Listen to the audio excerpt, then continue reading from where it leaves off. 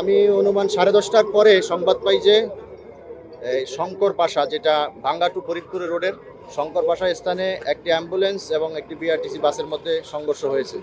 এই সংবাদ পেয়ে আমি নিজে আমার মোবাইল টিম সহ দ্রুত ঘটনাস্থলের উদ্দেশ্যে রওনা করি। ইতিমধ্যে ফায়ার সার্ভিসকে এবং ওসি নগরকান্তাকে সংবাদ প্রদান করি।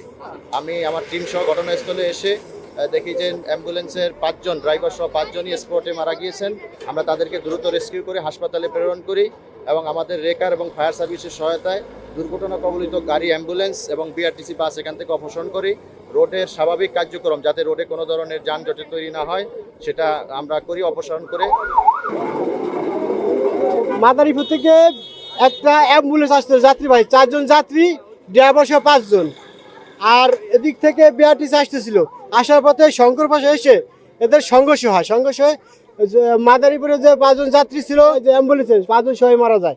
আর বিআরটিসি শুধু সামনে গ্লাস ভেঙে যায়। মাদারীপুর থেকে ভরতপুর থেকে আসার সময় অ্যাম্বুলেন্স মাদারীপুর থেকে আসছিল, বিআরটিসি ভরতপুর থেকে আসছিল। এসে সামনাসামনি শঙ্কর পাশা স্ট্যান্ড পার করে মধ্যখানে সামনাসামনি লেগে যায়, বা ভ্যান ওভারটেক করবা যায় অ্যাম্বুলেন্স, আর হলো ওই দিক থেকে ভারী একটা গাড়ি ওভারটেক করবা যায়। সে দুটো গাড়ির সামনাসামনি, সেই অ্যাম্বুলেন্সের যে 5 জন যাত্রী ছিল সে নিহত হয়েছে জায়গায়। তাদেরকে আমরা এসে দেখছি যে 3 জনকে বাইর করা গেছে আর 2 জনকে বাইর করা যায় নাই। কেটে ফায়ার সার্ভিসে কেটে এসে বের করছে।